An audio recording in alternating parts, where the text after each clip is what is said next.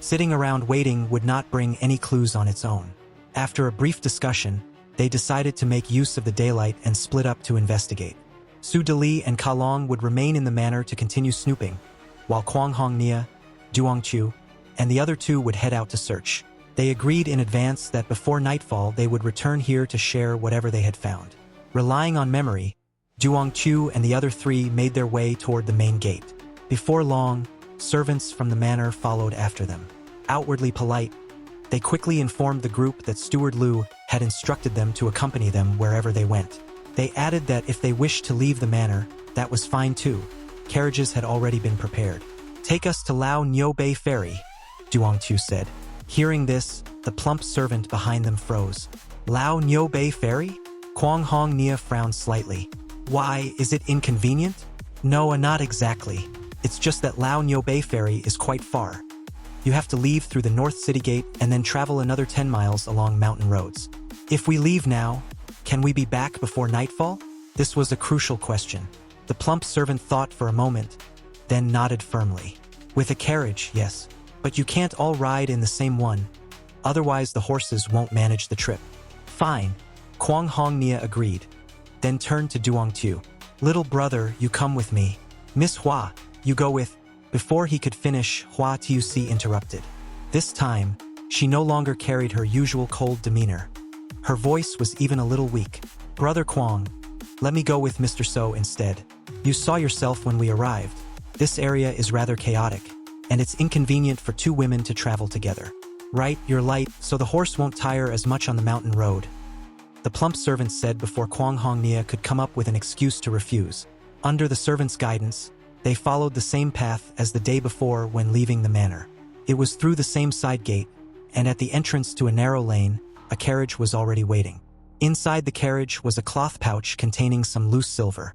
The driver explained that Steward Lu had prepared it as travel expenses for their honored guests. Kwang Hong Nia handed some silver to Din Din. While Hua Tuc was inspecting the inside of the carriage, he gave Duong Tu a quick look, signaling him to come closer, and whispered, "Brother So, be careful on the road. This Hua Tuc may not be a good person. Don't get too close to her, or she might skin the tiger before you know it." Duong Tu nodded seriously, though he didn't think much of it. To him, both Kwang Hong Nia and Hua Tuc were strangers. So long as their goals aligned, cooperation was possible. As the carriage pulled away, there was a faint complexity in Kwang Hong Nia's expression before he led to Din Din in another direction. They had their own task, to find out the Fong family's true reputation in the area and whether they had ever committed misdeeds. But after questioning many shopkeepers, the answers were strangely uniform. The Fong family's reputation here was excellent. When disaster struck, they provided aid. When hardship came, they offered help. Many people had benefited from their kindness. Some families were so poor they could not survive and, reluctant to lose their sons, were forced to sell their daughters.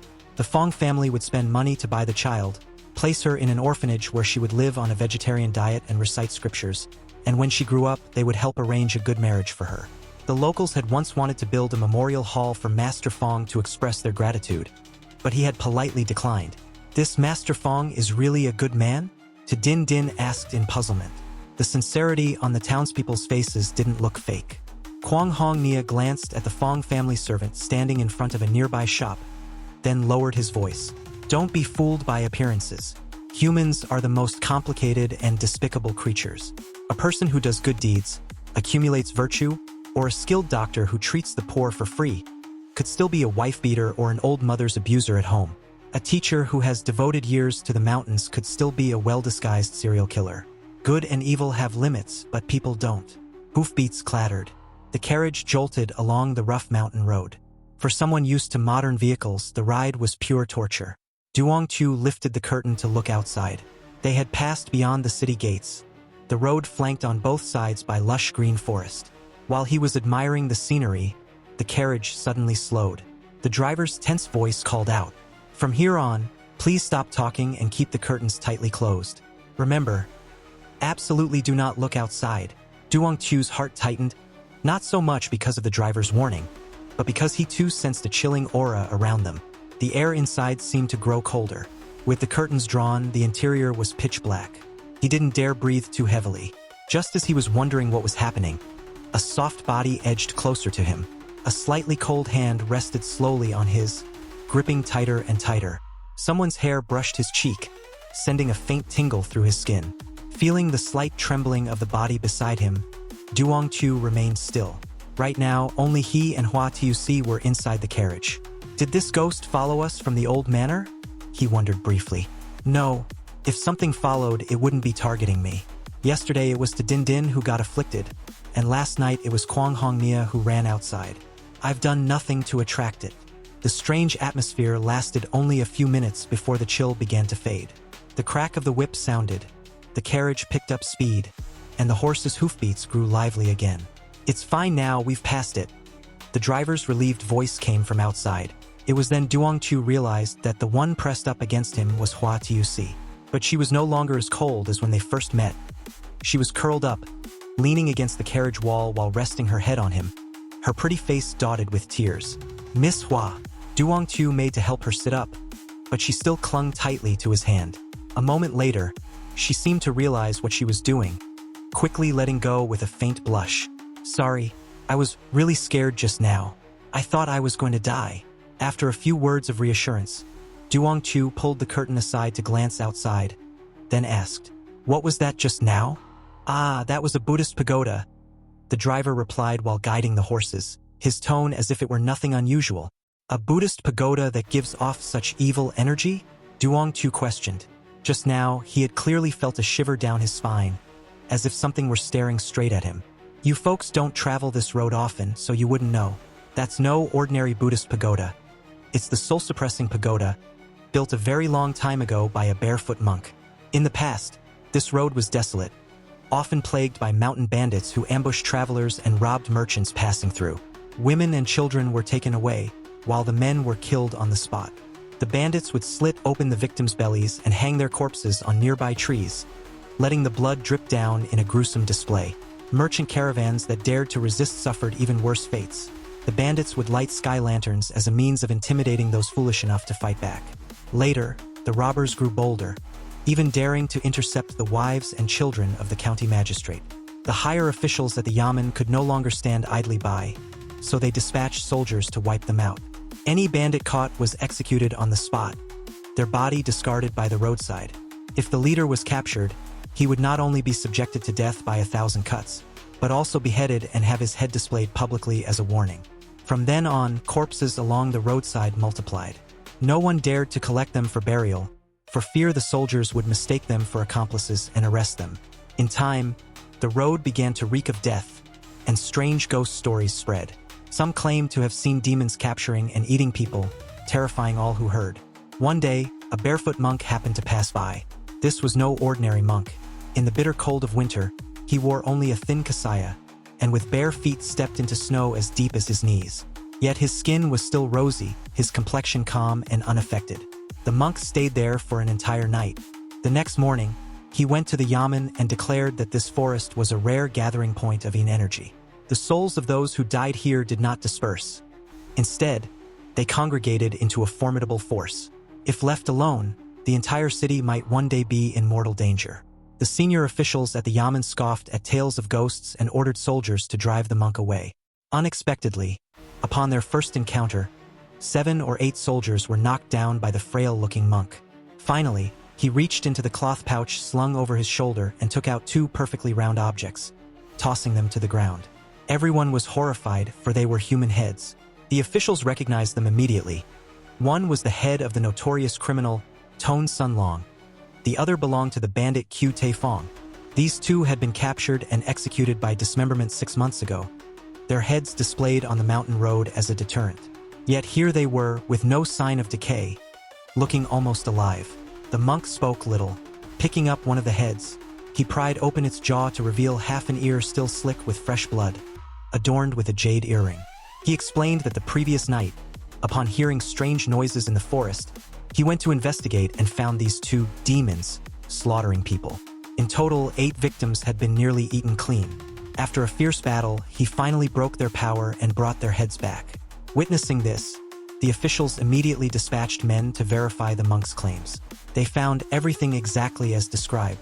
Following his advice, they summoned craftsmen to build a Buddhist pagoda at that very spot. the same place we passed earlier.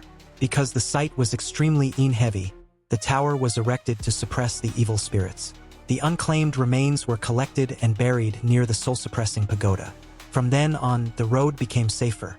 Over time, whenever someone died unjustly or a corpse was left unclaimed, it would also be buried beneath the pagoda, so that even if they turned into vengeful ghosts, they would be contained and unable to harm anyone.